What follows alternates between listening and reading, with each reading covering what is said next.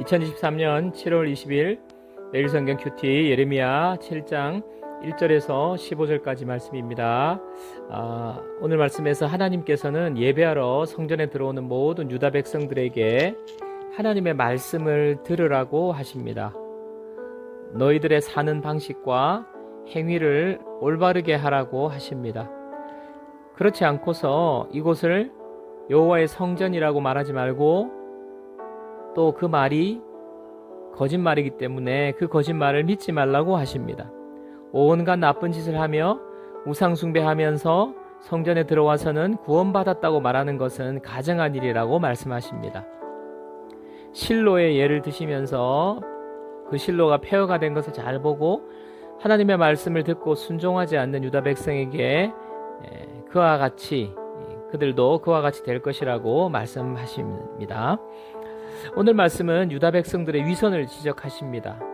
세상에서는 온갖 나쁜 일을 저지르고 우상에게 예배하면서 성전에 와서는 이곳이 하나님의 성전이라고 말하는 것, 그 말이 거짓말이라고 그 말을 믿지 말라고 하십니다.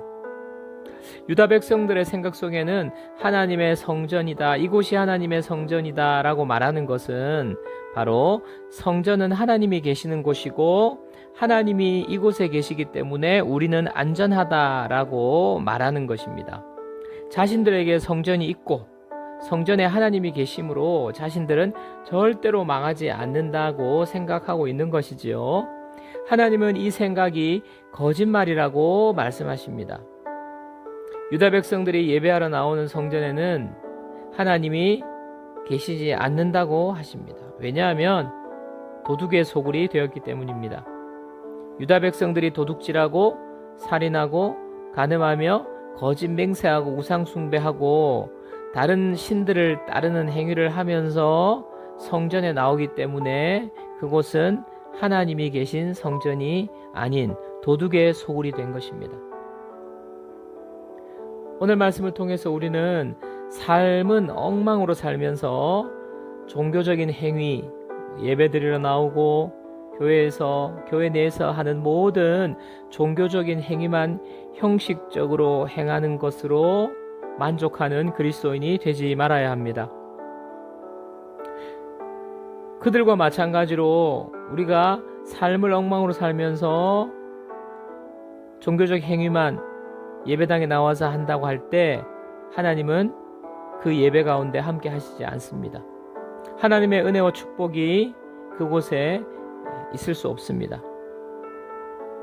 하나님은 실로의 예를 드시는데요. 실로에 처음으로 그곳에 성소가 세워지고 언약궤까지 그곳에 있었는데 블레셋과의 전쟁에서 이스라엘이 패하게 되고 하나님의 언약궤를 빼앗기는 수모를 겪은 곳이 실로이지요. 그 실로를 하나님 다시 기억하라고 하십니다. 교회만 나온다고 예배만 드린다고 해서 하나님이 함께 하시고 은혜를 주시는 것이 아닙니다.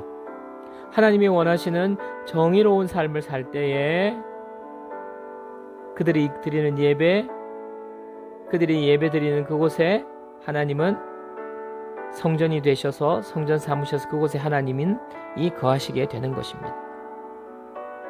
적용 질문: 나는 주일 예배와 같은 종교적 행위에만 신경 쓰며 살아가는 사람은 아닙니까? 도둑의 소굴이 아니라 하나님의 성전이 되도록 내가 삶 속에서 바르게 하며 순종해야 할 계명은 무엇입니까?